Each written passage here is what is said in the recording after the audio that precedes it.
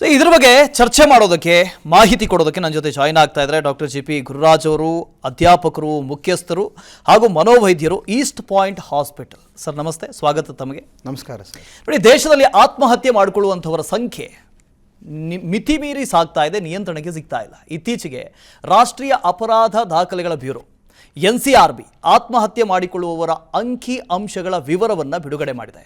2022ರಲ್ಲಿ ದೇಶದಲ್ಲಿ ಆತ್ಮಹತ್ಯೆ ಕೇಸ್ಗಳ ಬಗ್ಗೆ ಸವಿಸ್ತಾರವಾದಂಥ ವರದಿ ಬಿಡುಗಡೆ ಮಾಡಿದ್ದು ಅಂಕಿ ಅಂಶಗಳು ಬೆಚ್ಚಿ ಬೀಳಿಸ್ತಾ ಇದೆ. ದೇಶದಲ್ಲಿ ಪ್ರತಿನಿತ್ಯ ಸರಾಸರಿ 468 ಜನ ಸರಾಸರಿ 468 ಜನ ಬರೀ ಆತ್ಮಹತ್ಯೆ ಮಾಡಿಕೊಳ್ತಾ ಇದ್ದಾರೆ. ಇತ ಸುಸೈಡ್ ಪ್ರಕರಣಗಳ ಪಟ್ಟಿಯಲ್ಲಿ ಕರ್ನಾಟಕಕ್ಕೆ 4ನೇ ಸ್ಥಾನ ಇದ್ದರೆ, ನಾಗರಿಕರು ಅಂತ ಹೇಳಿಕೊಳ್ಳುವವರ ಹೆಚ್ಚು ಇರುವಂಥ ಜಾಗ ಬೆಂಗಳೂರಿಗೆ 2ನೇ ಸ್ಥಾನ ಇದೆ. ಯಾಕೆ ಹೀಗಾಗ್ತಾ ಇದೆ? ಒತ್ತಡದಿಂದ ಹೀಗಾಗ್ತಾ ಇದೆಯಾ? ಜೊತೆಗೆ ಅನೇಕ ಕಾರಣಗಳು ಕೂಡ ಇದರ ಹಿಂದೆ ಇರಬಹುದು ಅಂತ ಇದರ ಕಟುವಾಸ್ತವವನ್ನು ನಿಮ್ಮ ಮುಂದೆ ಇವತ್ತು ತೆರೆದಿಡ್ತೀವಿ. ಗ್ರಾಮಾಂತರಕ್ಕೆ ಹೋಲಿಸಿದ್ರೆ ಹೆಚ್ಚು ಅನುಕೂಲಕಾರಿ ವಾತಾವರಣದಲ್ಲಿ ಬದುಕ್ತಾ ಇರುವಂಥ ನಗರವಾಸಿಗರೇ ಆತ್ಮಹತ್ಯೆ ಮಾಡಿಕೊಳ್ಳುವಂಥದ್ದು ಹೆಚ್ಚು ಅಂತ ಈ ಒಂದು ರಿಪೋರ್ಟ್ನಲ್ಲಿ ಬಂದಿರೋದು. ಹಾಗಾಗಿ ಆತ್ಮಹತ್ಯೆ ಯಾಕೆ ಇಷ್ಟೊಂದು ಜಾಸ್ತಿ ಆಗ್ತಾ ಇದೆ, ಇದ್ರ ಬಗ್ಗೆ ನಾನು ಮಾತಾಡ್ತಾ ಹೋಗ್ತೀನಿ. ಡಾಕ್ಟ್ರೇ, ಈ ಕೋವಿಡ್ ಬಂತು, ಪ್ರಾಣ ಕಳ್ಕೊಂಡ್ರು, ಅಥವಾ ಬೇರೆ ಏನಾದರೂ ರೋಗ ರುಜಿನಗಳು ಬಂದವು, ಪ್ರಾಣ ಕಳ್ಕೊಂಡ್ರು, ಓಕೆ. ಬಟ್ ಸೂಸೈಡ್ ಮಾಡ್ಕೊಳ್ಳುವಂಥವರ ಸಂಖ್ಯೆ ಪ್ರತಿನಿತ್ಯ 468 ಜನ ಸರಾಸರಿ ಭಾರತದಲ್ಲಿ. ಇಷ್ಟೊಂದು ಈ ಪ್ರಮಾಣ ಏರಿಕೆ ಆಗ್ತಾ ಇರೋದು ಯಾಕೆ ಅಂತ ನಿಮ್ಗೆ ಆಶ್ಚರ್ಯ ಆಗ್ಬೋದು. ಈ ನಂಬರ್ಸಲ್ಲಿ ವಿಶ್ವ ಆರೋಗ್ಯ ಸಂಸ್ಥೆ, ವರ್ಲ್ಡ್ ಹೆಲ್ತ್ ಆರ್ಗನೈಸೇಷನ್ ಅವರ ಪ್ರಕಾರ every 40 seconds a man or a woman dies by suicide.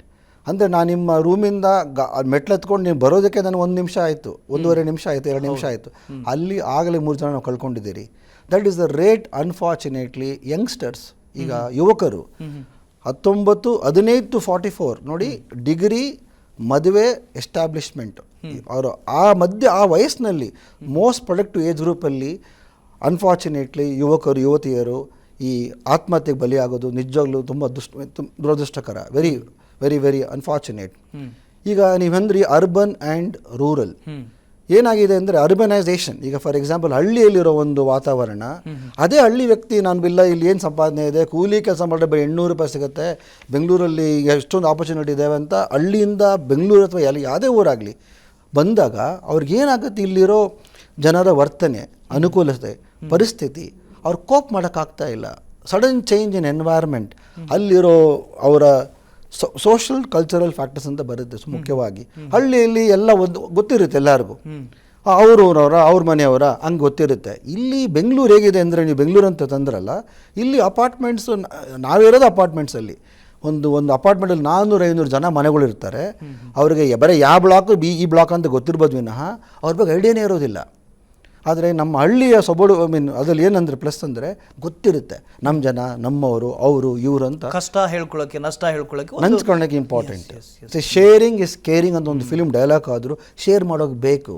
ಇಲ್ಲಿ ಹಳ್ಳಿಯಲ್ಲಿ ಬಂದವ್ರಿಗೆ ಬೆಂಗಳೂರು ಭಾಷೆ ಅರ್ಥ ಆಗೋದಿಲ್ಲ. ಬೆಂಗಳೂರು ಭಾಷೆ ಇಲ್ಲಿ ಇಂಗ್ಲೀಷ್ ಜಾಸ್ತಿ ಇದೆ, ಇಲ್ಲಿ ಕಂಫರ್ಟ್ ಜಾಸ್ತಿ ಇದ್ದಾವೆ. ಸೊ ನಗರೀಕರಣ ಆಗ್ತಾ ಇರೋದು, ಕಂಫರ್ಟ್ಗಳು ಬೆಳೆಸ್ಕೊಳ್ತಾ ಇರೋದು ನಮ್ಮ ಕಂಫರ್ಟಿಗೆ. ಬಟ್ ನಮ್ಮ ಕಂಫರ್ಟಲ್ಲೇ ಇಲ್ಲ ಅಂದರೆ ಮತ್ತೆ ಯಾಕೆ ಅಂತ. ಏನಾಗುತ್ತೆ ಅಂದರೆ, ಈ ಪದ ಚೆನ್ನಾಗಿ ಅಂದರೆ, ನೀವು ಎಲ್ಲರಿಗೂ ಕಂಫರ್ಟ್ ಅನ್ನೋದು ಬೇಕು. ನಮಗೆ ಡಿಸ್ಕಂಫರ್ಟ್, ನಮಗೆಲ್ಲರಿಗೂ ಏನು ಕಷ್ಟ ಆಗುತ್ತೆ ಅಂದರೆ, ಎಲ್ಲ ಆರಾಮಾಗಿದ್ದಾಗ ನಾವು ಖುಷಿಯಾಗೇ ಇರ್ತೀರಿ.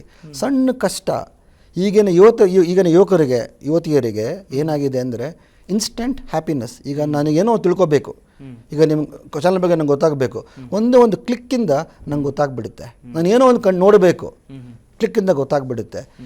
ಈ ಸಡನ್ ಇನ್ಸ್ಟಂಟೇನಿಯಸ್ ಹ್ಯಾಪಿನೆಸ್ ಏನಾಗ್ತದೆ, ಹೇಗೆ ಅದು ಸಡನ್ನಾಗಿ ಖುಷಿ ಕೊಡುತ್ತೋ ಹಾಗೆ ಕಹಿ ಕೂಡ ಕೊಡುತ್ತೆ, ನೋವು ಕೂಡ ಕೊಡುತ್ತೆ.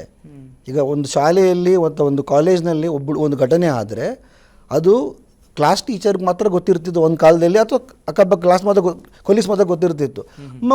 ಬಿ ಸೆಕ್ಷನ್, ಈ ಸೆಕ್ಷನ್ ಗೊತ್ತಾಗ್ಬೋದಾಗಿತ್ತು. ಈಗ ಆ ಥರ ಇಲ್ಲ. ಇನ್ಸ್ಟಾಗ್ರಾಮ್ ಥರ ಇನ್ಸ್ಟಂಟೇನಿಯಸ್ಲಿ ಎಲ್ಲರಿಗೂ ಗೊತ್ತಾಗ್ಬಿಡುತ್ತೆ. ದಿಢೀರ್ ಫೇಮಸ್, ದಿಢೀರ್ ಇನ್ಫೇಮಸ್. ನಮಗೆ ಶಕ್ತಿ ಇಲ್ಲ. We are not use to it. ನಮ್ಮಲ್ಲಿ ನಮ್ಮ ಸಾಧನೆಯನ್ನು, ಈಗ ಸಾಧನೆ ಆಗಲಿ ಅಥವಾ ಸೋಲ್ ಆಗಲಿ, ಅದು ವಿಸ್ತಾರ, ನಿಮ್ಮ ಚಾನಲ್ ಚೆನ್ನಾಗಿದೆ, ವಿಸ್ತಾರ ತುಂಬ ಇದೆ, ಅಗಾಧವಾಗಿ ಬೆಳೆಯುತ್ತೆ, ಎಲ್ಲರಿಗೂ ಗೊತ್ತಾಗ್ಬಿಡುತ್ತೆ.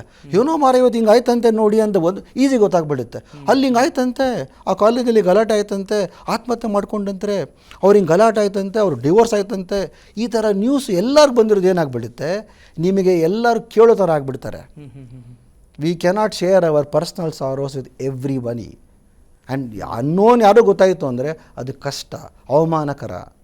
ಅವಮಾನ ಗೆಲ್ಲುವುದು ನಮಗೆ ಸ್ಕೂಲಲ್ಲಾಗಲಿ ಕಾಲೇಜ್ನಲ್ಲಾಗಲಿ ತಿಳಿಸೋದಿಲ್ಲ. ಇದು ಕಲಿಬೇಕು. ಕೋಪಿಂಗ್ ಮೆಕ್ಯಾನಿಸಮ್ ಅನ್ನೋದು ಅದು ಇನ್ಬಿಲ್ಟ್ ಅಂತ ಆಗದಿದ್ರು ಸಹ ಇಟ್ ಈಸ್ ಅಕ್ವೈರ್ಡ್. ನನ್ನ ಬಣ್ಣ, ನನ್ನ ಹೈಟು, ನಮ್ಮ ತಾಯಿ ತಂದೆ ಬಳುವಳಿ, ನನ್ನ ವರ್ತನೆ, ನಡವಳಿಕೆ, ನನ್ನ ಶಾಲೆ, ನನ್ನ ಸಮಾಜ ತಿದ್ದುವಿಕೆ, ಅದು ಅವ್ರು ಅಲ್ಲಿಂದ ಬರಬೇಕಾಗ್ತದೆ. ಎಲ್ಲರೂ SLCಯಲ್ಲಿ ಫಸ್ಟ್ ರ್ಯಾಂಕ್ ಬರೋಲ್ಲ, ಸ್ಕೂಲ್ ಟಾಪರ್ಸ್ ಆಗೋದಿಲ್ಲ, ಫೇಲ್ ಆಗೋರು ಇರ್ತಾರಲ್ಲ, ಅವ್ರಿಗೂ ಜೀವನ ಇರುತ್ತಲ್ಲ. ಸೋಲು ಒಂದು ಪರೀಕ್ಷೆಯಿಂದ ಅಂಶಗಳಿಂದ ನೋಡಿಕೊಂಡೇ ಸಾಧನೆ ಅಂದರೆ, ಈಗ ವಿರಾಟ್ ಕೊಹ್ಲಿ ಥರ ಕ್ರಿಕೆಟ್ ಯಾರೂ ಇಲ್ಲ ಈಗ ಜಗತ್ತಿನಲ್ಲಿ. ಹಂಗಂದರೆ ಬೇರೆ ಯಾರು ಆಡ್ತಾ ಇಲ್ವ ಕ್ರಿಕೆಟು? ಅಂದರೆ ಅವ್ರ ಸಾಧನೆ ನಿಮಗೆ ಪರಿಚಯ ಇಲ್ಲದೆ ಇರ್ಬೋದು, ಬಟ್ ಅವ್ರ ಪ್ಯಾಷನ್ ಇರುತ್ತಲ್ಲ. ಸೊ ಎಲ್ಲೋ ಒಂದು ಕಡೆ ಏನಾಗುತ್ತೆ ಅಂದರೆ, ಈ ಸಮಾಜದ ಒಂದು I think it is social disease. ಒಂದು ಸಮಾಜನ ಇಂಪ್ಯಾಕ್ಟೇ ಮನುಷ್ಯನ ಕಾಡೋದು. ನಾನು ಮುಂಚೆ ಫೇಲ್ ಆಗ್ತಿದ್ದರೆ ಯಾರು ಗೊತ್ತಾಗ್ತಿರ್ಲಿಲ್ಲ. ಈಗ ನೀವು ನನ್ನ ಕ್ಲಾಸ್ಮೇಟ್ ಆಗಿದ್ದರೆ, ಈ ಫೇಲ್ಡ್ ಮ್ಯಾನ್, ಅವನು ಫೇಲ್ ಆಗಿದ್ದಾನೆ ಮಾರಾಯ, ಇಷ್ಟೇ ಬಂತು ಅವ್ನು ಮ್ಯಾಕ್ಸು, ಇಷ್ಟೇ ಬಂತು ಅವ್ನು ಹೇಳ್ತೀರಾ, ಅದು ಸ್ಪ್ರೆಡ್ ಆಗೋ ಚಾನ್ಸ್ ಜಾಸ್ತಿ ಇದೆ. ಇದನ್ನು ಅನ್ನೋನ್ ನಂಬರ್ಸ್ ಇರಬೇಕಾದ್ರೆ ಯಾರು ಗೊತ್ತಾಯಿತು ನನ್ನ ಬಗ್ಗೆ ಏನು ಅನ್ಕೋತಾರೋ ಅನ್ನೋದು ತುಂಬ ಜಾಸ್ತಿ ಆಗಿಬಿಡುತ್ತೆ. ಐ ಥಿಂಕ್ ಈಗ ನೀವು people are dying by suicide. ನಾನು ಬರಬೇಕಾದ್ರೆ ಯೋಚನೆ ಮಾಡಿದೆ, DIE. ಡಿ ಅಂದರೆ ಡಿಸೀಸ್ ಫ್ಯಾಕ್ಟರ್ಸ್. ಇದು ಚಿಕಿತ್ಸೆ ಇದೆ, ಇದಕ್ಕೆ ಕಂಡುಹಿಡಿಬೇಕು. ಇದು ಮುಖ್ಯವಾಗಿ ಮಾನಸಿಕ ಕಾಯಿಲೆಗಳು ಕಂಡುಹಿಡಿಯೋದಕ್ಕೆ ದೊಡ್ಡ ರಾಕೆಟ್ ಸೈನ್ಸ್ ಏನಿಲ್ಲ ಸರ್. MRI, EEG ಪರೀಕ್ಷೆಗಳ ಅವಶ್ಯಕತೆ ಇಲ್ಲ. ನಿಯರ್ ಆ್ಯಂಡ್ ಡಿಯರ್ ಒನ್ಸ್ ನನ್ನ ಸಂಬಂಧಿಕರು, ನನ್ನ ಇಷ್ಟಪಡೋರು ಅಬ್ಸರ್ವ್ ಮಾಡ್ತಾ ಇದ್ರೆ, ಈ ಕೋವಿಡ್ ಬಂದಮೇಲೆ ಆತನ ಬಿಸ್ನೆಸ್ ಮುಚ್ಕೊಂಡೋಯ್ತು, ಲಾಸ್ ಆಯಿತು. ಇತ್ತೀಚೆಗೆ ಅವನು ಅವಾಗಿಂದ ಈಗ ಪಾರ್ಕ್ ಕಡೆ ಬರ್ತಿಲ್ಲ, ಜಿಮ್ ಕಡೆ ಬರ್ತಾ ಇಲ್ಲ. ಈಗ ಏನು ಲಾಕ್ಡೌನ್ ಇಲ್ವಲ್ಲ, ಆದರೂ ಯಾಕೆ ಬರ್ತಾ ಇಲ್ಲ, ಇವನು ಚೇಂಜಸ್ ಇದೆ. ಆ ಚೇಂಜಸ್ನ ಕಂಡುಹಿಡಿಬೇಕು. ಎಲ್ಲರೂ ಬೆರೆಯೋ ವ್ಯಕ್ತಿ ಏಕಾಂಗಿ ಆದರೆ, ಸದಾ ನಕ್ಕೊಂಡು ಜೋಶಲ್ಲಿ, ಖುಷಿಯಲ್ಲಿ ಜೋಕ್ ಮಾಡ್ತಾ ಇರೋ ವ್ಯಕ್ತಿ ನಿಧಾನವಾದರೆ, ಆಸಕ್ತಿ ಕಡಿಮೆ ಆದರೆ, ಸ್ವಲ್ಪ ಬೇಗ ಅಳ್ತಿದ್ರೆ, ನಿಯರ್ ಆ್ಯಂಡ್ ಡಿಯರ್ ಒನ್ಸ್, ಈಗ ಸಮ ಆಪ್ತರು ಕಂಡುಹಿಡಿದ್ರೆ ಸಾಕು ಸರ್, ಕಂಡುಹಿಡಿಬೋದು. ಈ ಡಿಸೀಸ್ ಅನ್ನೋ ಫ್ಯಾಕ್ಟರ್ ಐಡೆಂಟಿಫೈ ಮಾಡಿದ್ರೆ ಡಿಸೀಸ್ ಟ್ರೀಟ್ಮೆಂಟ್ ಇದೆ. ಮಾನಸಿಕವಾದ ಕಾಯಿಲೆಗಳಿಗೆ ಇನ್ಫ್ಯಾಕ್ಟ್ ಜಗತ್ತಿಗೆ ಈ ಮೆಸೇಜ್ ಭಾರಿ ಇಂಪಾರ್ಟೆಂಟು. 80% ಆಫ್ ಸೈಕಾಲಜಿಕಲ್ ಡಿಸಾರ್ಡರ್ಸ್, 80% ಇರೋ ಮಾನಸಿಕ ಕಾಯಿಲೆಗೆ ಮದ್ದಿದೆ, ಚಿಕಿತ್ಸೆ ಇದೆ. 2/3 ರಿಕವರ್. ಇದು ಎಲ್ಲ ಜಗತ್ತಿನಲ್ಲೂ ಅಷ್ಟೇ. ಆ್ಯಂಡ್ ಇಂಡಿಯಾದಲ್ಲಿ ಬೆಸ್ಟ್ ಔಟ್ಕಮ್ ಇದೆ. ನಮ್ಮಲ್ಲಿರೋ ಈ ಸಮಾಜ ಗಟ್ಟಿ. ಗಂಡ, ಅದನ್ನೇ ಹೇಳಬೇಕು ಅಂತಿದ್ದೆ ನೋಡಿ, ಗಂಡ, ಮಕ್ಕಳು, ಹೆಂಡತಿ, ಈ ಸೋಷಿಯಲ್ ಬಾಂಡಿಂಗ್ ನಮ್ಮಲ್ಲಿ ಜಾಸ್ತಿ ಇದೆ. ಆದರೂ ಕೂಡ ನಾವು ಖಿನ್ನತೆಗೆ ಒಳಗಾಗ್ತಾ ಇರೋದು ಯಾಕೆ ಅಂತ, ಈ ಇತ್ತೀಚಿನ ದಿನಗಳಲ್ಲಿ ಎಲ್ಲಾದರೂ ಆ ಬಾಂಡಿಂಗ್ನ ಕಳ್ಕೊಳ್ತಾ ಇದೀವಿ, ಅದಕ್ಕೋಸ್ಕರ ಆಗ್ತಾ. ಒಳ್ಳೆ ಪದ ತಂದ್ರಿ, ಸೋಷಿಯಲ್ ಬಾಂಡಿಂಗ್. ಮುಂಚೆ ಒಂದು 50 ವರ್ಷ 40 ವರ್ಷ ಹಿಂದಗಡೆ ತಾತ, ಮುತ್ತಾತ, ಚಿಕ್ಕಪ್ಪ, ದೊಡ್ಡಪ್ಪ ಎಲ್ಲರೂ ಒಟ್ಟಿಗೆ ಮಾಡೋ ಮನೆ ಅಂದರೆ ಜಾಯಿಂಟ್ ಫ್ಯಾಮಿಲಿ, ಎಕ್ಸ್ಟೆಂಡೆಡ್ ಫ್ಯಾಮಿಲಿ. ಏನು ಜಾಯಿಂಟ್ ಅಂದರೆ ಖುಷಿಯಾಗಿ ಹಂಚ್ಕೋತೀರಿ, ದುಃಖವನ್ನು ಹಂಚ್ಕೋತೀರಿ, ಹಂಗಿತ್ತು. ಈಗ ಏನಾಗಿದೆ, ನ್ಯೂಕ್ಲಿಯರ್. ಈಗ ಏನಾಗ್ತಿದೆ, ಈಗ ಒಂದು ಸಿಂಡ್ರೋಮ್ ಬಂದ್ಬಿಟ್ಟಿದೆ, ಈಗ double income, I mean DINK syndrome ಅಂತ, ಡಬಲ್ ಇನ್ಕಮ್, ನೋ ಕಿಡ್ಸ್ ಅಂತಲೂ ಬಂದ್ಬಿಟ್ಟಿದ್ದಾವೆ. ಯಾಕೆ ಮಕ್ಕಳು ಯಾಕೆ ಆ ಥರ ಪರಿಸ್ಥಿತಿ ಬಂದ್ಬಿಟ್ಟಿದೆ. ಸಮಾಜದ ಚೌಕಟ್ಟು ಚೇಂಜ್ ಆಗ್ತಿದೆ. ಎಸ್ಪೆಷಲಿ ಬೆಂಗಳೂರು ಅನ್ನೋ ಸಿಟಿಯಲ್ಲಿ, ಸಿಲಿಕಾನ್ ಸಿಟಿ, ಸಬ್ಸ್ಟೆನ್ಸ್ ಸಿಟಿ, ಮದ್ಯಪಾನದ ಸಿಟಿ, ಇದು ಹಾಗೆ ಸಹ ಸೂಸೈಡ್ ಸಿಟಿ. ಇನ್ಫ್ಯಾಕ್ಟ್ ಸ್ಟಡೀಸ್ ಮಾಡಿದ್ದಾರೆ. ಬೆಂಗಳೂರಿನಲ್ಲಿ ಆಗೋ ಬದಲಾವಣೆ 10 ವರ್ಷ ಹಿಂದೆ, ಈಗ ನಿಮ್ಮ ಏರಿಯಾ ನೋಡಿ, ಈಗ ಫಾರ್ ಎಕ್ಸಾಂಪಲ್ ಬೆಂಗಳೂರು ಯಾವುದೇ ಏರಿಯಾ ತಗೊಳ್ಳಿ, 20 years ago, 10 years ago and now drastic change. ಈ ಬದಲಾವಣೆ ಕಷ್ಟ ಆಗ್ತದೆ, ಈ ಹೊಂದ್ಕೊಳ್ಳೋ ಕಷ್ಟ ಆಗ್ತದೆ. ಈಗ ನಮಗೆಲ್ಲ ಮಕ್ಕಳನ್ನು ಎಲ್ಲ ಥರ ಈಗ ನಾವು ಸುಖ ಕೊಡ್ತೀರಿ, ಫೆಸಿಲಿಟೀಸ್ ಕೊಡ್ತೀರಿ. ದಿಢೀರಿ ಕೋವಿಡ್ ಅನ್ನು ಐ ಥಿಂಕ್ ಜಗತ್ತು ಕಂಡು ಬಿಡಿಸಿದ್ದು ಕೋವಿಡ್ಡೇ. ಅವನು ಈ ಗಾಡಿ ತಗೊಂಡ, ಅವನು ಆ ಗಾಡಿ ತಗೊಂಡ, ಹೊಸ ಶೂಸ್ ತಗೊಂಡ, ಅವನು ಯಾರೇ ಆಗಿದ್ದರೂ ಮನೇಲಿ 4 ಕೋಣೆಯಲ್ಲಿ ಇರಬೇಕಾಗಿತ್ತು. ಹೌದು, ಆ ಪರಿಸ್ಥಿತಿ ಬಂತಲ್ಲ. Suicides were rampant in during those times. Sir, ಒಬ್ಬನೇ ಇದ್ದೀನಿ, ಮುಂಚೆ ಎಲ್ಲರಿಗೂ ನನ್ನ ಸಾಧನೆ ಗೊತ್ತಾಗ್ತಿತ್ತು, ಈಗ ಯಾರು ಹೇಳೋಕ್ಕಾಗ್ತಾ ಇಲ್ಲ. ಒಬ್ಬನೇ ಇದ್ದೀನಿ, ನನಗೆ ಕೆಮ್ತಾ ಇದ್ದೀನಿ, ಹೆಂಡತಿ ಬೇರೆ ಕಡೆ ಇದ್ದಾಳೆ, ಮಗಳು ಬೇರೆ ಕಡೆ ಇದ್ದಾಳೆ, ನನ್ನ ಹೆಂಡತಿ ಡೆಲಿವರಿ ಆಗಿದೆ, ನೋಡೋಕ್ಕಾಗ್ತಾ ಇಲ್ಲ. ಈ ಕೋವಿಡನ್ನು ಬಂದಾಗ ಮನುಷ್ಯನ ಆ್ಯಕ್ಚುಲಿ ಏನು ಮಾಡಿದ್ರು, ಕೋವಿಡಲ್ಲಿ ಒಂಥರ ಎಲಿಮಿನೇಷನ್ ಥರ. ಯಾರು ಗಟ್ಟಿ ಇದ್ರು ದೈಹಿಕವಾಗಿ, ಮಾನಸಿಕವಾಗಿ, ಅವರೇ ಆ್ಯಕ್ಚುಲಿ ಸರ್ವೈವ್ ಆಗ್ತಾ ಇರೋದು ಅನಿಸುತ್ತೆ. ಇಂಪ್ಯಾಕ್ಟ್ ಅದು ಬರೇ 3 ತಿಂಗಳು ಲಾಕ್ಡೌನು, 3 ವಾರ ಲಾಕ್ಡೌನು, 6 ವಾರ ಲಾಕ್ಡೌನ್ ಆಗಿಲ್ಲ. ಅದು ನಿಮ್ಮ ಶಕ್ತಿ, ನಿಮ್ಮ ಸ್ವಯಂ ಶಕ್ತಿ, ನಿಮ್ಮ ಸೈಕಾಲಜಿಕಲ್ ಶಕ್ತಿಯನ್ನು ಎಚ್ಚರಿಕೆ ಮಾಡಿಸಿದೆ. I think that's where I see ಕೋವಿಡಿಂದ ಸೋತಿರೋರೇ ಜಾಸ್ತಿ, ಸತ್ತಿರೋರೇ ಜಾಸ್ತಿ. ಬಟ್ ಯಾರು ಗೆದ್ದು ಬಂದಿದ್ದಾರೋ ಅವ್ರು ಗೆಲ್ತಾರೆ. ಈಗ ನೀವೇ ಅಂದರೆ ಈಗ 60 ಇಯರ್ಸ್ ಮೇಲೆ ಆಗಬೇಕು ಅಂತ ಜನ ಪ್ರಿಪೇರ್ ಆಗಿದ್ದಾರೆ. ನಾವು ಪ್ರಿಪೇರ್ ಆಗಬೇಕು. ಈಗ ಒಂದು ಅಬ್ದುಲ್ ಕಲಾಂ ಅವ್ರದ್ದು ಫೇಮಸ್ ಕೋಟ್ ಇದೆ, if you fail to plan you are planning to fail ಅಂತ. ನಾವು ಪ್ಲ್ಯಾನ್ ಮಾಡ್ಕೋಬೇಕು. ಈಗ ನಾನು ಈಗ ಪರೀಕ್ಷೆ ಚೆನ್ನಾಗಿ ಮಾಡಿಲ್ಲ, ಫೇಲ್ ಆಗೋ ಚಾನ್ಸ್ ಇದೆ, ನೆಕ್ಸ್ಟ್ ನಾನು ಏನು ಮಾಡಬೇಕು, ಅವ್ರು ಏನು ಅನ್ಕೋತಾರೆ ಇವ್ರು ಅನ್ಕೋತಾರೆ, ನಾನು ಏನು ಪ್ರಿಪೇರ್ ಆಗಬೇಕು, ರೈಟ್? ಈಗ ಅದು ಸೋಲಿಗೆ ಪ್ರಿಪರೇಷನ್ ಆದರೆ ಗೆಲ್ಲೋದು ಈಸಿ. ಅನ್ಫಾರ್ಚುನೇಟ್ಲಿ ಸಡನ್ ಈಗ ಡೈಯಲ್ಲಿ ಒಂದು ಡಿಸೀಸ್ ಆಯಿತು, ಒಂದು ಬರುತ್ತೆ, ಇಂಡಿವಿಜುವಲ್ ವ್ಯಕ್ತಿತ್ವ ನ್ಯೂನ್ಯತೆ. ಈಗ ನಾನು ಡಾಕ್ಟ್ರು, ನನ್ನ ಮಕ್ಕಳು ಎಲ್ಲ ಸುಖ ಬೇಕು, ನಾನು ಕಷ್ಟಪಟ್ಟು ಬಂದಿದ್ದೀನಿ, ನನ್ನ ಮಕ್ಕಳಿಗೆ ಏನು ಕಷ್ಟ ಕೊಡಬಾರ್ದು, ರೈಟ್? ನಾನು ಬಸ್ಸಲ್ಲಿ ಓಡಾಡಿದ್ದೀನಿ MBBS ಟೈಮಲ್ಲಿ, ನನ್ನ ಮಕ್ಕಳು ಕಾರಲ್ಲಿ ಹೋಗಲಿ, ಅವ್ರು ಚೆನ್ನಾಗಿರಲಿ, ನಾವು ಕಷ್ಟಪಟ್ಟಿದ್ರಿ ನಮ್ಮ ಮಕ್ಕಳು ಕಷ್ಟಪಡೋ ಬೇಡ ಅನ್ನೋ ಈ ಮೆಂಟಾಲಿಟಿ ನಮ್ಮ ದೇಶದ ಮಾತ್ರ. ವಿದೇಶದಲ್ಲಿ ಹಿಂಗಿರೋದಿಲ್ಲ. ಇಫ್ ಯಾರೇ ಆಗಿರಿ 16 ಮೇಲಾದರೆ ಅವ್ರ ಪ್ರೆಸಿಡೆಂಟ್ ಮಕ್ಕಳಾದರೂ ಸಹ they go work part time, earn some money, 1 hour ಕೆಲಸ ಮಾಡು, $50 ಬರುತ್ತೆ, ಜೀವನ ಮಾಡೋಂತ ಇರ್ತದೆ. ನಾವು ಇಷ್ಟು ಅನುಕೂಲ ಕೊಟ್ಟು ನಾವು ಇದೀರಿ ಸದಾಕಾಲ ಅನ್ನೋ ಭರವಸೆ ಈ ಫಾಲ್ಸ್ ಬಿಲೀಫ್ ಅನ್ಕೊಂಡಿದ್ದೀನಿ.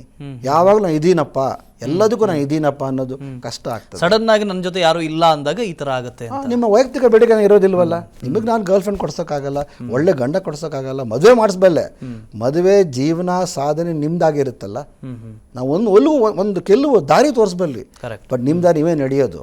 ಹಳ್ಳ ಕೊಳ್ಳ ನೀವೇ ಅದನ್ನ ಒಳ್ಳೆ ಕಾರ್ ಕೊಡಿಸ್ಬಲ್ಲೆ. ರೋಡಲ್ಲಿ ಬೆಂಗಳೂರು ನಾನು ಕಾರಲ್ಲಿ ಪ್ಯಾಥೋಲ್ಸ್ ಇದ್ದಾವೆ, ಹಳ್ಳ ಇದೆ, ಅಗಿತಾ ಇದ್ದಾರೆ, ಅವನೇ ವಾಚ್ ಮಾಡಿ ಹೋಗಲೇಬೇಕಲ್ಲ. ಹಾಗೆ ಜೀವನ ಒಂದೊಂದು ಪಾತ್ವೇ, ಅದು ಪಾತ್ವೆಯಲ್ಲಿ ತಾಳ್ಮೆ ಭಾರಿ ಬೇಕು. ಈಗಿನ ಕಾಲದಲ್ಲಿ ಈಗ ಎಲ್ಲೋ ಒಂದು ಕಡೆ ನಾನು ತುಂಬ ಚೆನ್ನಾಗಿ ನೋಡಿದೆ, ಅತಿ ವೇಗ ತಿಥಿ ಬೇಗ ಥರ ಅಂತ ಮಾತಿದೆಯಲ್ಲ, ಈ ಅತಿ ವೇಗ ಅನ್ನೋದೇ ನಮ್ಮಲ್ಲಿ ಕಾಡು. ಬೇಗ ಸಾಹುಕಾರ ಆಗಬೇಕು, ಬೇಗ ಫೇಮಸ್, ಇನ್ಸ್ಟೆಂಟ್ ಆಗಿರ್ಬೇಕು, ಎಲ್ಲ ಬೇಗ ಆಯ್ತು, ಎಲ್ಲರಿಗೂ ಗೊತ್ತಾಗಬೇಕು ನನ್ನ ಸಾಧನೆ ಏನು ಅಂತ. ಈ ಇನ್ನರ್ ಡಿಸೈರ್ ನಿಮಗೆ ಸಿಕ್ಕಿ, ಅದು ಫೆಲ್ಟ್ ನೀಡ್ ಅಂತ ಹೇಳ್ತೀರಿ, ಅದು ಪೂರೈಸಿಲ್ಲ ಅಂದರೆ ನೀವು ಕೊರಗ್ತೀರಾ. ಇಷ್ಟೆಲ್ಲ ಮಾಡಿದೆ, ಯಾರು ಶಬಾಷ್ ಅಂದಿಲ್ವೇ, ಥಮ್ಸಪ್ ಬಂದಿಲ್ಲ, ವಾಟ್ಸಪ್ಪಲ್ಲಿ ಲೈಕ್ಸ್ ಬಂದಿಲ್ವಲ್ಲ, ನನಗೆ ಫಸ್ಟ್ ರ್ಯಾಂಕ್ ತೊಗೊಂಡೆ, ಇಷ್ಟು ಸಾಧನೆ ಮಾಡಿದೆ, ಇಷ್ಟು ಕಷ್ಟದಿಂದ ಮುಂದೆ ಬಂದೆ, ಯಾರು ಗುರುತಿಸಿಲ್ವಲ್ಲ ನನ್ನ, ಈ ವ್ಯಾಲಿಡೇಷನ್ ಅಂತೀರಿ, ನನಗೆ ಬೇಕು. ಗುರುತು ಸಿಕ್ಕಿಲ್ಲ ಅಂದಾಗ ಅವನಿಗೆ ಕೊರಗ್ತಾನೆ. ಇನ್ನೊಂದು ಡಿಸೀಸ್, ಒಂದು ಇಂಡಿವಿಜುವಲ್, ಒಂದು ವ್ಯಕ್ತಿತ್ವದ ನ್ಯೂನ್ಯತೆ, ಎನ್ವೈರ್ಮೆಂಟ್. ಈಗ ಎನ್ವೈರ್ಮೆಂಟಲ್ ಒತ್ತಡ ದಿಢೀರಾಗಿ ಬಂದರೆ, ಈಗ ನಮ್ಮ ಸುಪೀರಿಯರ್ಸ್ ಅಥವಾ ನಮಗಿಂತ ಪ್ರಭಾವಿಗಳ ವ್ಯಕ್ತಿ ಅವ್ರು ನಮ್ಮ ಮೇಲೆ ಬಿದ್ದರೆ, ಅವರಿಂದ ಭಯ ಬಂದರೆ, ಪರ್ಸೀವ್ಡ್ ಫಿಯರ್, ಇದು ಈಗ ಕಷ್ಟ ಆಗಿಬಿಡುತ್ತೆ, ಈಗ ಏನೋ ಹಿಂಗಾಯಿತು, ಹಿಂಗೆ ಮಾಡ್ತಾ ಇದ್ದಾರಪ್ಪ, ಹುಷಾರಾಗಿರು ಅಂತ ಯಾರೋ ಒಂದು ಮಾತು ಬಂದಾಗ ವೀಕ್ ಮೈಂಡಿಗೆ ಈ ಒತ್ತಡದ ಇದರಲ್ಲಿ ಸೋಲೋ ಜಾಸ್ತಿ ಆಗ್ತಿದೆ. That's where people are breaking easily. ಈಗ ನಿಮ್ಮ ಬ್ರೇಕಿಂಗ್ ನ್ಯೂಸ್ ಥರ ಜನ ಬೇಗ ಬ್ರೇಕಪ್ ಆಗ್ತಾ ಇದ್ದಾರೆ. They are breaking up emotionally very easily. ಅದು ಸಮ್ವೇರ್ ಅದರ್ ನಮ್ಮ ಜೀವನ ಶೈಲಿ, ಪಠ್ಯ, ಅದಕ್ಕೆ ಗೌರ್ಮೆಂಟ್ ತರ್ತಾ ಇದೆ ಎಜುಕೇಷನಲ್ಲಿ ಎಸ್ಪೆಷಲಿ ರಿಫಾರ್ಮ್ಸ್ ತುಂಬ ಆಗ್ತಾ ಇದ್ದಾವೆ. ಆದರೆ ಈಗ ನಮ್ಮ ತಾಯಿ ತಂದೆಗೆಲ್ಲ ಇಲ್ಲ, ನೀನು ಡಾಕ್ಟ್ರೇ ಆಗಬೇಕು, ಇಂಜಿನಿಯರ್ ಆಗಬೇಕು, ನೀನು ಫೇಮಸ್ ಆಗಬೇಕು, ನನ್ನ ಮನೆ ಹೆಸರು ಹಿಂಗೆ ತರಬೇಕು, ಅಲ್ಲಿ ನೀವು ಬೇರೆ ಆಲ್ಟರ್ನೇಟಿವ್ ಜಾಬ್ಸ್ಗೆ ಅವ್ರು ತಯಾರಾಗಿಲ್ಲ. ಸೊ ಇದರಲ್ಲಿ ಹಿರಿಯರು, ಮಧ್ಯವಸ್ಥರು, ಕಿರಿಯರು ಎಲ್ಲರೂ ಬದಲಾವಣೆ ಆಗಬೇಕು. ಓಕೆ ಡಾಕ್ಟರ್, ಒಂದೇ ನಿಮಿಷ. ಗಿರಿಜಾ ಅಂತ ಹೇಳಿ ಬ್ಯಾಂಗ್ಳೂರಿನಿಂದ ಕಾಲರ್ ಇದ್ದಾರೆ. ಗಿರಿಜಾ ಅವರ ನಮಸ್ತೆ. ಸರ್ ನಮಸ್ತೆ. ನಮಸ್ತೆ, ಡಾಕ್ಟರ್ ಇದ್ದಾರೆ, ಮಾತಾಡಿ. ನಮಸ್ಕಾರ ಸರ್. ನಮಸ್ತೆ. ಎಸ್, ಹೇಳಿ. ಸರ್, ನಾನು ನಮ್ಮ ಅಕ್ಕನ ಬಗ್ಗೆ ತಿಳ್ಕೊಳ್ಬೇಕಾಗಿತ್ತು ಸ್ವಲ್ಪ. ಅವ್ರಿಗೂ ಇದೇ ತರ ನಮ್ಮ ತಾಯಿಯವರು ತೀರ್ಕೊಂಡ್ಮೇಲೆ ಅವರು ಜೊತೆನಲ್ಲೇ ಇದ್ದಿದ್ದು ಒಟ್ಟಿಗೆ. ನಮ್ ತಾಯಿಯವ್ರು ತೀರ್ಕೊಂಡ್ಮೇಲೆ ಅವ್ರು ಇನ್ನೂ ಆ ಡಿಪ್ರೆಷನ್ ಹೊರಗೆ ಬರ್ತಾನೆ ಇಲ್ಲ. ಹೆಚ್ಚು ಕಡಿಮೆ 1.5-2 ವರ್ಷ ಆಗ್ತಾ ಬಂದಿದೆ. ಅಂದ್ರೆ ಡಿಪ್ರೆಷನ್ ಅಂದ್ರೆ ಅವ್ರು ಇನ್ನೂ ನಗ್ತರಲ್ಲೇ ಇದಾರೆ, ಅವ್ರ ಜೊತೆ ಮಾತಾಡ್ತಾರೆ, ಆ ತರದಲ್ಲೇ ಇದಾರೆ ಅವರು. ಸರ್, ಈ ತರ ಡಿಪ್ರೆಷನ್, ಖಿನ್ನತೆ ಇದು ಕೂಡ ಆತ್ಮಹತ್ಯೆಗೆ ಲೀಡ್ ಆಗುತ್ತೆ ಅಂತ ಮುಂದಕ್ಕೆ? ಖಂಡಿತ. ಇನ್ಫ್ಯಾಕ್ಟ್ ಡಿಸೀಸ್ ಕಾಂಪೋನೆಂಟಲ್ಲಿ ಆತ್ಮಹತ್ಯೆಗೆ ಅತಿ ಮುಖ್ಯವಾದ ಕಾರಣ ಸೂಸೈಡ್. ಡಿಪ್ರೆಷನ್ಗೆ, ಅನ್ಟ್ರೀಟೆಡ್ ಡಿಪ್ರೆಷನ್ ಒಂದು ಮನಸ್ಥಿತಿ ಏನಂದರೆ ಹೋಪ್ಲೆಸ್ನೆಸ್, ವರ್ತ್ಲೆಸ್ನೆಸ್, ಹೆಲ್ಪ್ಲೆಸ್ನೆಸ್ ಅಂತ. ನನಗೆ ಈ ಪರಿಸ್ಥಿತಿಯಿಂದ ಆಚೆ ಬರೋಕ್ಕೆ ಸಾಧ್ಯವೇ ಇಲ್ಲ. ಯಾರು ಏನು ಮಾಡ್ಬೋದು, ಹಿಂಗೆ ಅನ್ಬೋದು, ಹಂಗೆ ಅನ್ಬೋದು, ನಾನು ನಾಲಾಯಕ್ಕು, ನಾನು ಇದ್ದು ಏನು ಮಾಡ್ತಾ ಇದ್ದೀನಿ, ನನಗೆ ಸಾಧ್ಯವೇ ಇಲ್ಲ. ಈ ಹೋಪ್ಲೆಸ್ನೆಸ್ ಅಂತಾರಲ್ಲ, ಈ ಥಾಟ್ಸ್ ಇದ್ದರೆ ಸಾಮಾನ್ಯವಾಗಿ ಈಗ ಆತ್ಮಹತ್ಯೆ ಮಾಡೋರು ಇಂಟ್ ಕೊಟ್ಟಿರ್ತಾರೆ. ಇನ್ಫ್ಯಾಕ್ಟ್ ರಿಸರ್ಚ್ ತುಂಬ ಹೇಳೋದು ಏನು ಅಂದರೆ, ಒಂದು 6 months ಎಗೋ 6 ತಿಂಗಳ ಹಿಂದೆ ನೀವು ಲೆಕ್ಕ ತೊಗೊಂಡ್ರು ಸಹ ಆತನ ಡಾಕ್ಟ್ರು, ಫ್ಯಾಮಿಲಿ ಡಾಕ್ಟ್ರ್ ಆಗಲಿ ಎಲ್ಲೋ ಡಾಕ್ಟ್ರ್ ಆಗಿರಲಿ ಇನ್ಫಾರ್ಮ್ ಮಾಡಿರ್ತಾನೆ. ಅಲ್ಲ ಸರ್, ಲೈಫ್ ತುಂಬ ಕಷ್ಟ ಆಗ್ತಿದೆ ಸರ್, ಇದೊಂದು ಜೀವನನ ಸರ್, ಏನು ಸರ್ ಹಿಂಗೆಲ್ಲ ಮಾಡ್ತಾಯಿದ್ದೀನಿ. ಅವರ ದಿಢೀರ್ ಬದಲಾವಣೆ, ನಾನು ಹೇಳಿದ್ನಲ್ಲ, ಇದು ನಿಯರ್ ಆ್ಯಂಡ್ ಡಿಯರ್. ಅವರ ಅಬ್ಸರ್ವೇಷನ್ ಗೊತ್ತಾದರೆ ನೀವು ಕಂಡುಹಿಡಿತೀರಾ. ಮುಂಚೆ ಎಷ್ಟು ಒಳ್ಳೆ ಬಟ್ಟೆ ಆಗ್ತಿದ್ದ, ಪೂಜೆಗೆ ದೇವಸ್ಥಾನಕ್ಕೆ ಹೋಗ್ತಿದ್ರು, ಟ್ರಿಪ್ ಹೋಗ್ತಾಯಿದ್ರು. ಇತ್ತೀಚೆಗೆ ಯಾಕೆ ಕಾಣಿಸ್ತಾ ಇಲ್ಲ, ಇತ್ತೀಚೆಗೆ ಯಾಕೆ ಮಾತಾಡ್ತಾ ಇಲ್ಲ, ಯಾಕೆ ಸಣ್ಣ ಆಗ್ಬಿಟ್ಟಿದ್ದಾರೆ, ಯಾಕೆ ತುಂಬ ದಪ್ಪ ಆಗ್ತಾ ಇದ್ದಾನೆ, ತುಂಬ ತಿಂತಾ ಇದ್ದಾನೆ. ಈ ದಿಢೀರ್ ಬದಲಾವಣೆ ಇದೆಯಲ್ಲ, ಅದೇ ಒಂದು ಲಕ್ಷಣ. ಇನ್ಫ್ಯಾಕ್ಟ್ ಒಂದು ನಾನು ತುಂಬ ಕೇಸ್ಗಳು ನೋಡಿದ್ದೀನಿ. ಒಂದು ಕೇಸ್ ನೆನಪಿದೆ ನಂಗೆ, ಅದನ್ನು ಆ ವ್ಯಕ್ತಿ ಯಾವತ್ತಿದ್ದರೂ ರಫ್ ಆ್ಯಂಡ್ ಟಫ್. ಈಗ ಒಳ್ಳೆ ಒಬ್ಬ ಮ್ಯಾಚ್ ವಿಲನ್ ಥರ ಎಲ್ಲರೂ ಬೈಯೋದು, ಎಲ್ಲರೂ ಎದುರಾಕೊಳ್ಳೋದು, ಯಾರು ಮುಟ್ಟಕ್ಕಾಗಲ್ಲ ಅನ್ನೋ ವ್ಯಕ್ತಿ ಎಲ್ಲರಿಗೂ ಮೆತ್ತಗಾಗಿ ಕಾಲು ಮುಗಿಯೋದು, ಕ್ಷಮೆ ಕೇಳೋದು, ಹಿಂಗಾಗ್ಬಿಟ್ರು. ಇದನ್ನವರು ನೋಡು ಒಂದು ಸೋತ ಬುದ್ಧಿ ಬಂದ ಅಂತಿದ್ರು. ಅದು ಆತ್ಮಹತ್ಯೆ ಲಕ್ಷಣವಾಗಿತ್ತು. ಡ್ರಮ್ಯಾಟಿಕ್ ಚೇಂಜ್ ವರ್ತನೆಯಲ್ಲಿ ಆತ ಎಲ್ಲರ ಕಾಲು ಮುಗಿದು ಎಲ್ಲರಿಗೂ ತಾನು ಬೈದಿರೋ ವ್ಯಕ್ತಿಗೂ ಕ್ಷಮಿಸ್ಬಿಡಿ, ನಾನು ಕೋಪಿಸ್ತನಾಗಿದ್ದೆ, ಕೋಪದಲ್ಲಿ ಹಿಂಗೆ ಅಂದಿದ್ದೆ, ಕ್ಷಮೆ ಇರಲಿ ನಂದು, ಕ್ಷಮಿಸಿ ಅಂತ ಹೇಳಿಬಿಟ್ಟು ಒಂದಿನ ಆತನ ಬಾಡಿ ದೇಹದಲ್ಲಿ ರೈಲ್ವೆ ಟ್ರ್ಯಾಕಲ್ಲಿತ್ತು. ಇದು 1.5 ತಿಂಗಳಿಂದ ಆಗ್ತಿದೆ ನೋಡಿ, ಇಮ್ಯಾಜಿನ್. ಅಂದರೆ ಎಲ್ಲರಿಗೂ ಅವನಿಗೆ ಅನ್ಭವಿಸ್ಲಿ ಬಿಡು, ಬದಲಾಗಿ ಏನೋ ಒಂದು ನಂಬಕ್ಕಾಗಲ್ಲಪ್ಪ ಅವನು, ಇವಾಗ ಬದಲಾದ ಒಂದು ನಂಬಕ್ಕಾಗಲ್ಲ, ಅವನ್ನ ಉದ್ದೇಶ ಬೇರೆ ಇದೆ ಏನೋ ಒಂದು, ಅವನು ಹೆಂಗಂತ ನಮ್ಗೆ ಗೊತ್ತಲ್ವಾ, ಅವ್ನು ಕನ್ನಿಂಗು ಅಂತ ಅರ್ಥ ಮಾಡ್ಕೊಂಡ್ರು ವಿನಃ ಕೊರಗಿರ್ಬೋದು ಅಂತ ಯೋಚನೆ ಮಾಡಲಿಲ್ಲ. ಸೊ ಈ ಗಿರೀಜ್ ಅವರ ಕೇಸಲ್ಲಿ ಏನಾಗಿದೆ ಅಂದರೆ, ಸಾಮಾನ್ಯವಾಗಿ ಸಾವು ಈಗ ಹುಟ್ಟು ಉಚಿತ ಅಲ್ಲ, ಹುಟ್ಟು ಖರ್ಚು ಬೇಕು, ಆದರೆ ಸಾವು ಖಚಿತ. ಯಾರೇ ಆಗಲಿ ಕೊನೆ ಬರಲೇಬೇಕು. Any life has to end with death. Vinodini ಅಂತ ಹೇಳಿ ಕರೆ ಮಾಡ್ತಾ ಇದ್ದಾರೆ ಬೆಂಗಳೂರಿಂದ. ವಿನೋದಿನಿ ಅವರು ನಮಸ್ತೆ. ನಮಸ್ತೆ ಸರ್. ಹೇಳಿ ವಿನೋದಿನಿ ಅವರೇ. ಏನಿಲ್ಲ ಸರ್, ಇದು ನನ್ನ ಫ್ಯಾಮಿಲಿಯಲ್ಲೇ ಆಗಿರೋದು. ನನ್ನ ಮಗಳೇ ಈಗ ಸೆಲ್ಫ್ ಸೂಸೈಡ್ ಮಾಡ್ಕೊಳಕ್ ಹೋಗಿದ್ದಾಳೆ. ಅದು ಹೆಂಗೋ ಬಚಾವಾಗಿ ಕಾಪಾಡಿದ್ದಾರೆ ದೇವರು.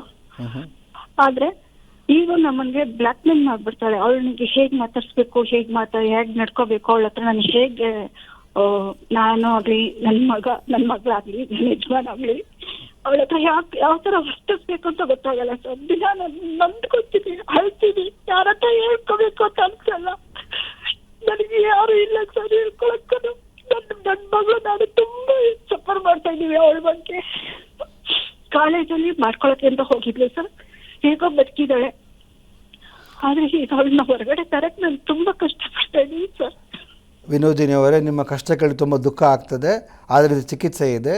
ನಿಮ್ಮ ನಿಯರೆಸ್ಟ್ ನೀವಿರೋ ಜಾಗದಲ್ಲಿ ಖಂಡಿತ, ನೀವು ಎಲ್ಲಿಂದ ಫೋನ್ ಮಾಡಿದ್ದೀವಿ ನಂಗೆ ಹೇಳಲಿಲ್ಲ, ಈಗ ಬೆಂಗಳೂರಿಂದ ಬೆಂಗಳೂರಲ್ಲಿ ತುಂಬ ಕಡೆ ಚಿಕಿತ್ಸೆ ಇದ್ದಾರೆ, ಮನೋವೈದ್ಯರಿದ್ದಾರೆ. ಖಂಡಿತ ಹಾಸ್ಪಿಟ್ಲಿಗೆ ಕರ್ಕೊಂಡೋಗಿ. ಈಗ ಒಂದು ನೀವು ಹೇಳಿದ್ರಿ ಅದೃಷ್ಟವಶಾತ್ ಬಚಾವಾದರು ಅಂತ. ಈಗ ಒಂದು ನಮ್ಮಲ್ಲಿ ಏನಂದರೆ, ಯಾರು ಈ ಮಾತಾಡ್ತಾರೆ, ಪದೇ ಪದೇ ಹೇಳ್ತಾ ಇರ್ತಾರೆ, ಅದೇ ಒಂದು ರಿಸ್ಕ್ ಆಗಿಬಿಡುತ್ತೆ, ರಿಸ್ಕ್ ಫ್ಯಾಕ್ಟರ್. ಯಾರಾದರೂ ನಾನು ಬದುಕಲ್ಲ, ಸಾಯ್ತೀನಿ ಅಂತ ವ್ಯಕ್ತಪಡಿಸಿದಾಗ ಏನಾಗುತ್ತೆ, ಅಯ್ಯಲ್ಲ ರೆಡ್ ಸಿಗ್ನಲ್ ಅದು, ಅವರಿಗೆ ಚಿಕಿತ್ಸೆ ಕೊಡಲೇಬೇಕಾಗ್ತದೆ. ಈ ಥರ ಯಾವಾಗಿಂದ ಈ ಥರ ಇದ್ದಾರೆ, ಏನು ಕಾರಣ ಆಗಿರಬೇಕು, ಇದನ್ನು ಕುಲಂಕುಷವಾಗಿ ನೋಡಬೇಕಾಗ್ತದೆ. ಫಸ್ಟು ಅಡ್ಮಿಟ್ ಮಾಡಬೇಕಾಗ್ತದೆ. ಇದಕ್ಕೆ ಮಾತ್ರೆ ಇದ್ದಾವೆ. ಈಗ ಒತ್ತಡ ಅಂತ ಹೇಳಿದ್ರಲ್ಲ, ಈಗ ನಂಗೆ ಟೀ ಕೊಟ್ಟರು ನಿಮ್ಮ ಚಾನಲ್ನವರು. T, thought, emotions, actions.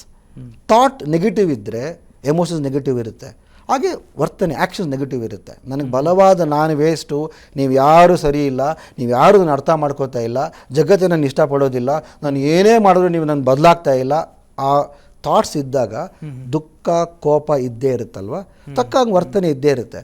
So ಈ ಲೇಡಿಗೆ ಖಂಡಿತ ಒಂದು ಡೀಟೇಲ್ಡ್ ಎವ್ಯಾಲ್ಯೂಯೇಷನ್ ಬೇಕಾಗ್ತದೆ. ಇದು ಚಿಕಿತ್ಸೆ ಇದೆ. ಈಗ ಇನ್ಫ್ಯಾಕ್ಟ್ ಟೋಲ್ ಫ್ರೀ ನಂಬರ್ ಸರ್ಕಾರನೇ ಬಿಟ್ಟಿದ್ದಾರೆ. ಆ್ಯಂಡ್ ಬೆಂಗಳೂರಿನಾದರೆ ಬೆಂಗಳೂರಿನಲ್ಲಿ ಸೈಕ್ಯಾಟ್ರಿಸ್ಟ್ ಬರ ಇಲ್ಲ. ದುರದೃಷ್ಟವಶಾತ್ ಏನಂದರೆ ನಾಲೆಜ್ ಇದ್ರೂ ಜನ ಬರೋದಿಲ್ಲ, ಜನಕ್ಕೆ ನಾಲೆಜ್ ಇಲ್ಲ ಅಂತ ಅಲ್ಲ, ಸ್ಟಿಗ್ಮಾ ಅಂತಿದೆ. ಈಗ ನಾನು ನೀವು ಕೇಳಿದ್ರಲ್ಲಿ ಸರ್ ನೀವು ಸೈಕಾಲಜಿಸ್ಟಾ ಸೈಕ್ಯಾಟ್ರಿಸ್ಟಾ ಅಂತ, ತುಂಬ ಜನ ಅನ್ಫಾರ್ಚುನೇಟ್ಲಿ ಈ ಡಿಫ್ರೆನ್ಸ್ ಕೂಡ ಗೊತ್ತಿರೋದಿಲ್ಲ.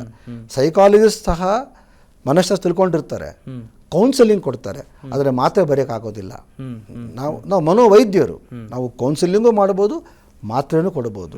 ಅವರಿಗೆ ಎರಡೂ ಸಹ ಚಿಕಿತ್ಸೆಗೆ ಎಲ್ಲ ಕಡೆ ಸಿಗ್ತವೆ. ಈಗ ಎಲ್ಲ ಸೆಂಟರ್ಸಲ್ಲಿ ಸೈಕಾಲಜಿಸ್ಟು ಇರ್ತಾರೆ, ಸೈಕ್ಯಾಟ್ರಿಸ್ಟು ಇರ್ತಾರೆ. Okay, right.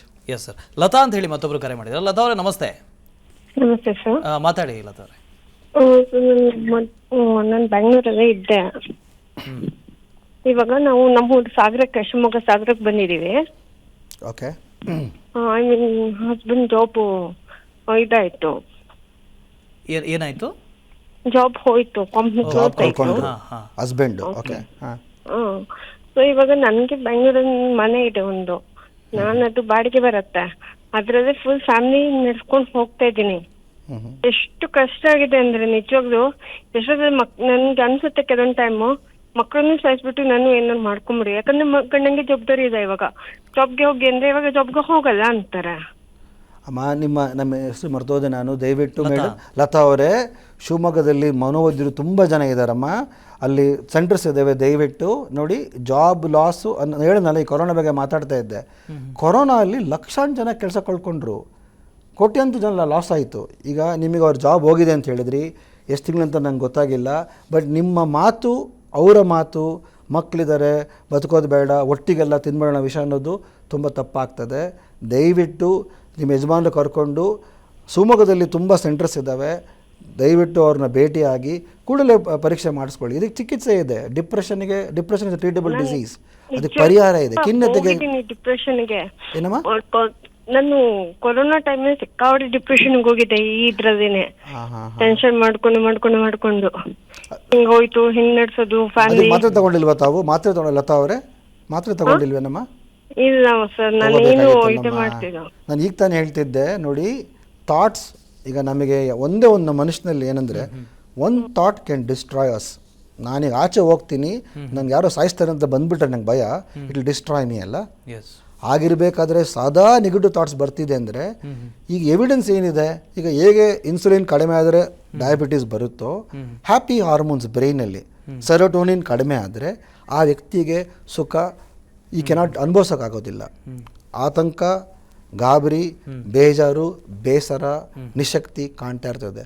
ಆ ಸೆರೋಟೋನಿನ್ ಬದಲಾದರೆ, ಇಂಪ್ರೂವ್ ಆದರೆ ಬ್ರೈನಲ್ಲಿ ವ್ಯಕ್ತಿ ಗುಣ ಆಗ್ತಾರೆ. ತುಂಬ ಜನ, ಇನ್ಫ್ಯಾಕ್ಟ್ ಸರ್ಕಾರದಲ್ಲಿ ಅಥವಾ ನಮ್ಮ ದಿನಕ್ಕೆ ಒಂದು ಬೆಂಗಳೂರಲ್ಲೇ ತಗೊಳ್ಳಿ, ಒಂದು 2,000 ಜನ ಬರ್ಬೋದು ಮನೋವೈದ್ಯರ ಹತ್ರ. ಅದರಲ್ಲಿ 2,000ದಲ್ಲಿ 3/4 ಡಿಪ್ರೆಷನ್ ಆತಂಕನೇ ಇರೋದು. ಬೇಜಾರು, ಭಯ, ಅನುಮಾನ ಬೇರೆ ಕಾಯಿಲೆ ಬರುತ್ತೆ. ಇದು ಚಿಕಿತ್ಸೆ ಇದೆ. They recover very well. 2/3 recover very well. Yes Latha ಅವರೇ, ನೋಡಿ, ನಾವು ಯಾವುದೋ ಶುಗರ್ ಬಂತು ಅಂತಂದಾಗ ಡಾಕ್ಟರ್ನ ಕನ್ಸಲ್ಟ್ ಮಾಡ್ತೀವಿ, ಜ್ವರ ಬಂತು ಅಂತಂದಾಗ ಡಾಕ್ಟರ್ನ ಕನ್ಸಲ್ಟ್ ಮಾಡ್ತೀವಿ. ಈ ಥರದನ್ನು ನಾವು ಮನೋ ಕಾಯಿಲೆಗಳನ್ನು ಕಾಯಿಲೆ ಅಂತ ಅನ್ಕೊಳ್ಳೋದೇ ಇಲ್ಲ. ಇದು ಬ್ರೈನ್ ಡಿಸೀಸ್. ಹೇಗೆ ನನಗೆ ಕಿಡ್ನಿ ಪ್ರಾಬ್ಲಮ್ ಬರುತ್ತೋ, ಲಿವರ್ ಪ್ರಾಬ್ಲಮ್ ಬರುತ್ತೋ, ಬೋನ್ ಪ್ರಾಬ್ಲಮ್ ಬರುತ್ತೋ, ಬ್ರೈನಿಗೂ ಪ್ರಾಬ್ಲಮ್ ಬರುತ್ತೆ. ಅದನ್ನು ನುರಿತ ಡಾಕ್ಟರ್ ಇದ್ದೇ ಇರ್ತಾರೆ. ಬೆಂಗಳೂರಂತೂ ಬರ ಇಲ್ಲ. Bengaluru is one. ಅದ್ರಲ್ಲಿ ನೀವು ನೋಡಿ, unfortunately Bangalore has the maximum number of psychiatrist in India, in the world, at least in Asia for sure. ಇಲ್ಲೂ ಆತ್ಮಹತ್ಯೆ ಜಾಸ್ತಿ ಇದೆ ನೋಡಿ. ಹೌದು, ಅದೇ ದುರದೃಷ್ಟಕರ. Yes sir. ಮೃತ್ಯುಂಜಯ ಅಂತ ಹೇಳಿ ಕರೆ ಮಾಡಿದ್ದಾರೆ. ಮೃತ್ಯುಂಜಯ ಅವರ ನಮಸ್ತೆ. ಮೃತ್ಯುಂಜಯ ಅವರ ನಮಸ್ತೆ. ಓಕೆ ಸರ್, ಕರ್ನಾಟಕ 4ನೇ ಪ್ಲೇಸಲ್ಲಿದೆ, ಬೆಂಗಳೂರು 2ನೇ ಪ್ಲೇಸಲ್ಲಿದೆ ಅಂತ ಇಷ್ಟೊಂದು ಜನ ನಾವು ಮನೋವೈದ್ಯರಿದ್ದರೂ ಕೂಡ, ಮನೋಶಾಸ್ತ್ರಜ್ಞರಿದ್ದರೂ ಕೂಡ, ಯಾಕೆ ಜನಕ್ಕೆ ತಲುಪೋದಕ್ಕೆಲ್ಲಾದರೂ ಸಮಸ್ಯೆ ಆಗ್ತಾ ಇದೆಯಾ? ಜನ ಏನು ಅಂತ?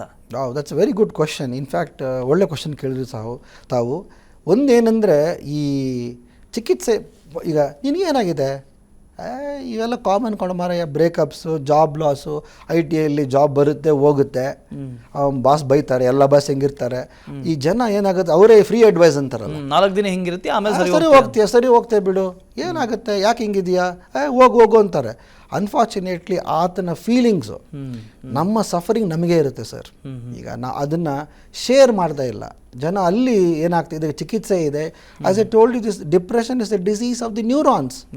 ನ್ಯೂರಾನ್ಸಲ್ಲಿ ಹ್ಯಾಪಿ ಕೆಮಿಕಲ್ಸ್ ಪ್ರೊಡ್ಯೂಸ್ ಆಗ್ತಿಲ್ಲ ಅಂದರೆ, ಯಾರು ಈ ಕಾಯಿಲೆ ನನಗೆ ಬರ್ಬೋದು, ತಕ್ಷಣ ನನಗೆ ಬ್ರೈನಲ್ಲಿ ಹ್ಯಾಪಿ ಕೆಮಿಕಲ್ಸ್ ಇಂಟ್ಯಾಕ್ಟ್ ಇದ್ದಾವೆ, ಸೊ ಐ ಆಮ್ ಹ್ಯಾಪಿ, ನನಗೇನೇ ಕಷ್ಟ ಇಲ್ಲ, ನನಗೆಲ್ಲ ಸುಖ ಉಂಟು, ನಾನು 5,000 ಕೋಟಿ 6,000 ಕೋಟಿ ಆಸ್ತಿವಂತರು ಸಹ. ಈಗ ಫಾರ್ ಎಕ್ಸಾಂಪಲ್, ನಮ್ಮದು ಇತ್ತೀಚೆಗೆ ವೆರಿ ಅನ್ಫಾರ್ಚುನೇಟ್ಲಿ 4 ವರ್ಷ 3 ವರ್ಷ ಹಿಂದಗಡೆ ಆಗರ್ಭ ಶ್ರೀಮಂತರು, ಎಲ್ಲ ಕಡೆ ನಾವು ಅವ್ರದ್ದು ಪಾನಿ ಕುಡಿತಾ ಇದ್ರಿ, ನಾವು ರೈಟ್, ಕಾಫಿ ಕುಡಿತಾ ಇದ್ರಿ, ಅವ್ರಿಗೆ ಹಣಕಾಸಿನ ಅಭಾವ ಇರಲಿಲ್ವಲ್ಲ. ಎಲ್ಲೋ ಒಂದು ಕಡೆ ಒಂದು ಒತ್ತಡ, ಪರ್ಸೀವ್ಡ್ ಪ್ರೆಷರ್. ನನಗೆ ಹಿಂಗಾದಾಗ ಏನು ಅನ್ಕೋತಾರೋ ಜನ ಅನ್ನೋ ನನ್ನ ಪ್ರಕಾರ ಎಷ್ಟೋ ನಟರು ಅನ್ಫಾರ್ಚುನೇಟ್ಲಿ ಫಿಲಿಮ್ ಹಿಟ್ ಆಗುತ್ತೆ, ಫಿಲಿಮ್ ಫ್ಲಾಪ್ ಆಗುತ್ತೆ. ಅವರು ಇನ್ನೊಂದು ಕಾಮನ್ಸ್, ನೀವು ಬೆಂಗಳೂರು ಅಂತ ಹೇಳ್ತಿದ್ದೆ, ನಾನು ನಿಮ್ಗೆ ಹೇಳಿದೆ ಇದು ಸಬ್ಸ್ಟೆನ್ಸ್ ಕ್ಯಾಪಿಟಲ್ ಅಂತ. ಮದ್ಯಪಾನ, ಧೂಮಪಾನ, alcohol will increase your intensity to suicide. ಮಾಡಬಾರದ್ದು ಮಾಡಿಬಿಡ್ತಾನೆ, ಹೇಳಬಾರದ್ದು ಹೇಳ್ಬಿಡ್ತಾನೆ. ಅವ್ನು ಕುಡಿದೇ ಇದ್ದರೆ ತಡ್ಕೋತಿದ್ನೇನೋ, ಕುಡಿದ ಮೇಲೆ ಅದು ಮಾಡೇ ಬಿಡ್ತಾನೆ. ಸೊ ಈ ಬೆಂಗಳೂರಲ್ಲಿ ಅದೊಂದು ರಿಸ್ಕ್ ಫ್ಯಾಕ್ಟರ್ಸ್ ಜಾಸ್ತಿ. ಸಂಬಂಧಕ್ಕೆ ವ್ಯಾಲ್ಯೂ ಕಡಿಮೆ ಆಗ್ತಾ ಇದೆ. ಮೇಸ್ಟ್ರಿಗೆ ನಾವೆಲ್ಲರೂ ಕಾಲು ಮುಗಿತಾ ಇದ್ರಿ, ಗೌರವ ಕೊಡ್ತಾ ಇದ್ರಿ. ಈಗ ಮೇಸ್ಟ್ರಿಗಿಂತ ಯೂಟ್ಯೂಬೇ ಜಾಸ್ತಿ ಇರ್ತದೆ. ಡೂಡ್ ಆಗಿದ್ದಾರೆ. ಈಗ ನಾನು ಹೇಳೋ ಪಾಠವನ್ನು ಸರ್ ಗೂಗಲಲ್ಲಿ ಹಿಂಗೆ ಅಂತಿದ್ದಾರೆ, ತಪ್ಪಿದೆ ನೀವು ಹಿಂಗಂದ್ರಿ ಅನ್ನೋ ಕಾಲ ಬಂದ್ಬಿಟ್ಟಿದೆ. ಸೊ ವ್ಯಕ್ತಿ ಗೌರವ ಕಡಿಮೆ ಆಗ್ತಾ ಇದೆ, ವ್ಯಕ್ತಿಗಿಂತ ವಸ್ತುಗೆ ವ್ಯಾಮೋಹ ಜಾಸ್ತಿ ಆಗ್ತಾ ಇದೆ. I think materialistic world and ಇಲ್ಲಿ ಬರೋ ಪಿಕ್ಚರ್ ಬೆಂಗಳೂರಿನಲ್ಲಿ ಪ್ರಾಮುಖ್ಯತೆವಾಗಿರೋ ಎಲ್ಲ ದೊಡ್ಡ ಬಿಲ್ಡಿಂಗು, ದೊಡ್ಡ ಕಾರ್ಗಳು, ಅಲ್ಲಿ ಗಮನ ಹೋಗಿರ್ಬೇಕಾದ್ರೆ ಎಲ್ಲರೂ ಸಾಧನೆ ಮಾಡೋಕ್ಕಾಗಲ್ಲ, ಎಲ್ಲರೂ ಕೋಟ್ಯಾಧಿಪತಿ ಆಗೋಕ್ಕಾಗಲ್ವಲ್ಲ. ಹೌದು. Yes sir, thank you so much sir, ಇಷ್ಟೊತ್ತು ನಮ್ಮ ಜೊತೆ ಜಾಯ್ನ್ ಆಗಿದ್ರಿ. ಕೊನೆಯದಾಗಿ ಹೇಳೋದು ಇಷ್ಟೇ ನೋಡಿ, ಇದು ಒಂದು ಕಾಯಿಲೆ, ಗುಣಪಡಿಸೋವಂಥ ಕಾಯಿಲೆ. ನಾವು ಹೇಗೆ ಬೇರೆ ಬೇರೆ ಕಾಯಿಲೆಗೆ ವೈದ್ಯರನ್ನು ಕನ್ಸಲ್ಟ್ ಮಾಡ್ತೀವೋ, ಈ ಥರದ ಮಾನಸಿಕ ಕಾಯಿಲೆಗಳಿಗೂ ಸಮಸ್ಯೆಗಳಿಗೂ ಕೂಡ ವೈದ್ಯರಿದ್ದಾರೆ. ಆ ವೈದ್ಯರನ್ನು ಕನ್ಸಲ್ಟ್ ಮಾಡಿ. ಆಗ ಕರ್ನಾಟಕ, ಭಾರತ, ನಾವು ಆತ್ಮಹತ್ಯೆಯಿಂದ ಸ್ವಲ್ಪ ಕಡಿಮೆ ಪ್ರಮಾಣದಲ್ಲಿ ಆತ್ಮಹತ್ಯೆಗಳು ಆಗಬಹುದೇನೋ ಅಂತ ಅಂದ್ಕೊಂಡು ಈ ಕಾರ್ಯಕ್ರಮವನ್ನು ಮುಗಿಸ್ತಾ ಇದ್ದೀನಿ. ಅನುಕ್ಷಣದ ಸುದ್ದಿಗಾಗಿ ನೋಡ್ತಾ ಇರೋ ವಿಸ್ತಾರ ನ್ಯೂಸ್. ಇದು ನಿಖರ ಜನಪರ.